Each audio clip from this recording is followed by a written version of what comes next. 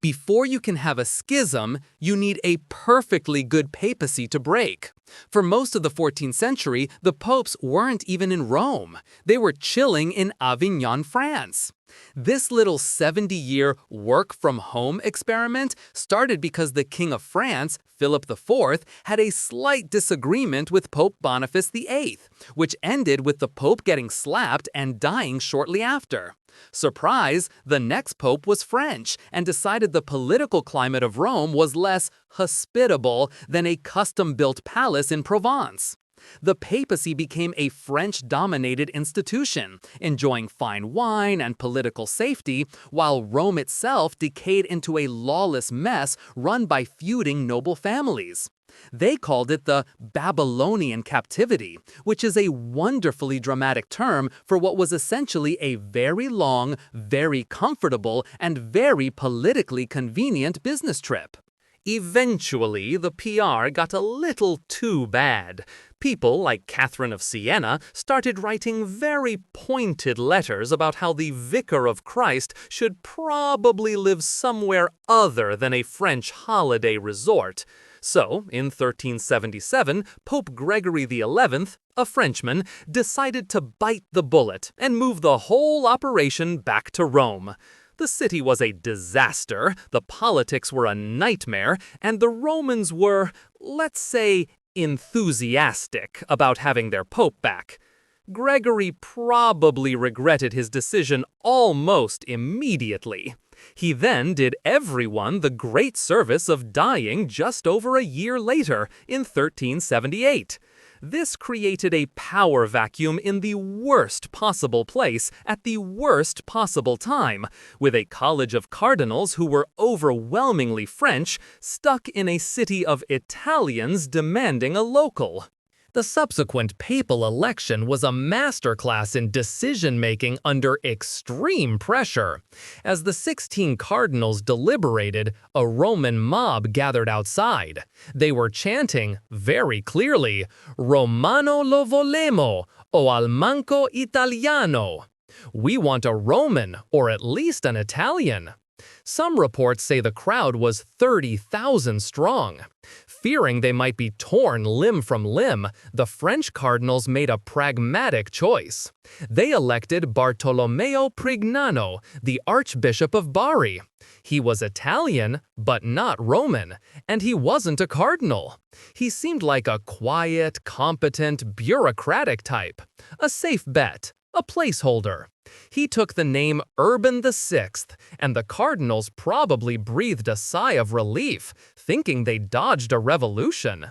They had no idea they'd just elected a human-shaped catastrophe. The moment the papal tiara touched Urban VI's head, something snapped. The meek administrator vanished, replaced by a man with the diplomatic finesse of a charging boar. He started calling cardinals half-wits and traitors to their faces during meetings. He accused one powerful cardinal of taking bribes right in the middle of a sermon. His grand plan to reform the church involved threatening to create enough new Italian cardinals to completely swamp the French majority. The French cardinals, who had elected him to keep things stable, suddenly realized they had installed a ticking time bomb. This was not the deal they had signed up for. So they did what any rational person would do when faced with an employment decision they regret. They decided to simply pretend it never happened. A few months later, the French cardinals slipped out of Rome and regrouped in the town of Anagni. There, they issued a startling declaration. They announced that the election of Urban VI was completely null and void because they had voted under duress from the Roman mob. A perfectly reasonable claim, except for the tiny fact they'd all accepted him for months. They then proceeded to hold their own separate election. They chose one of their own, Robert of Geneva, who became Pope Clement VII. Clement, unable to take Rome, eventually packed his bags and went right back to the comfortable palace in Avignon. And just like that, Christendom had two Vicars of Christ, one in Rome, one in Avignon, both claiming to be the one true pope and both very busy excommunicating the other one and all his followers. Europe now had to pick a side in the world's most high-stakes popularity contest. The battle lines were drawn with absolutely zero surprises. France, Scotland, Spain, and Naples backed their guy in Avignon. It was geopolitically convenient. England, locked in the 100 Years' War with France, naturally backed the Pope in Rome, as did the Holy Roman Empire and most of Italy. The schism became a spiritual proxy war for every political squabble on the continent. Saints picked sides. Universities argued themselves hoarse. It was a theological crisis born from a political one, which then fueled dozens of other political crises. The average person was now being told that obeying one pope would earn them eternal damnation from the other. A wonderfully reassuring state of affairs. After 30 years of this nonsense, a group of cardinals from both sides had a brilliant idea. They decided to solve the problem themselves. In 1409, they convened the Council of Pisa. It was a massive gathering, independent of both popes. Their logic was impeccable. If you have two rival popes, the correct solution is to depose both of them. So they did. They formally declared the Roman Pope Gregory XII and the Avignon Pope Benedict XIII to be schismatics, heretics, and perjurers. Then, filled with a sense of accomplishment, they elected a third man, Alexander V. The problem, however, was that neither Gregory nor Benedict recognized the council's authority to fire them. They refused to resign.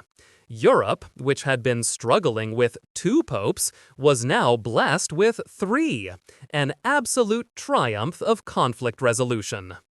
The situation had officially reached the point of high farce. You had a Roman pope, an Avignon pope, and now a Pisan pope.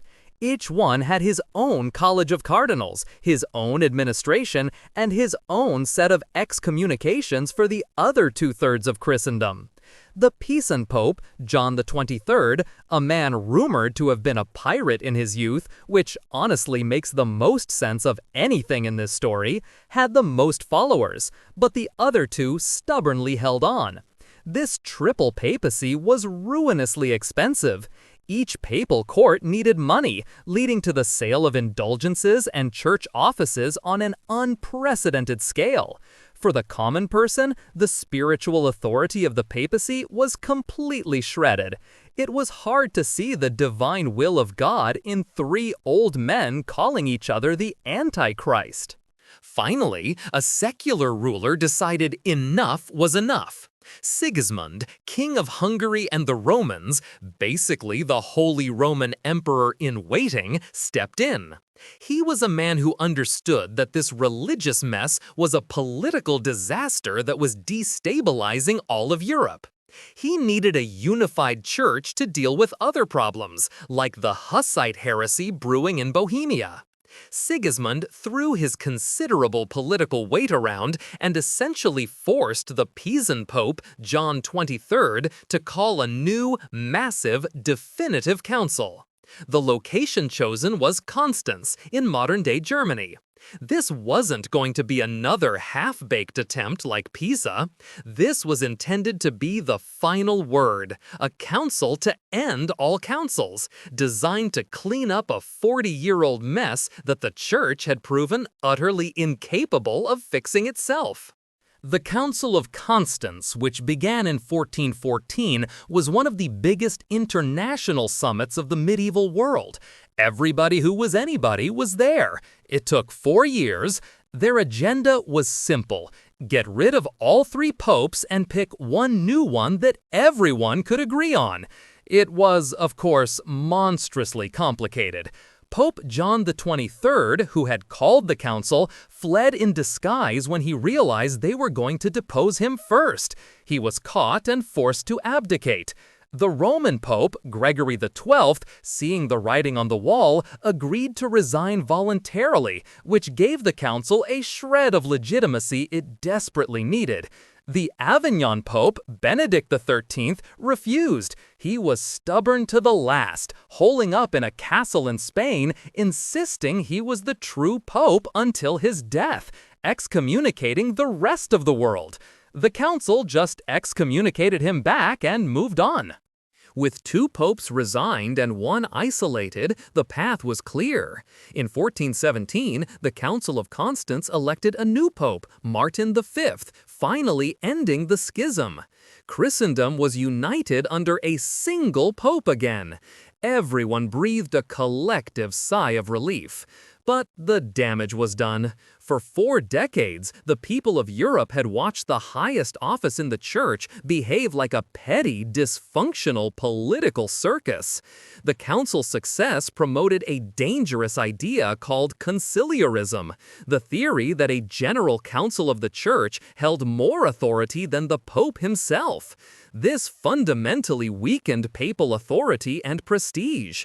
It planted a seed of doubt that would grow for the next century, creating the perfect fertile ground for critics like Martin Luther.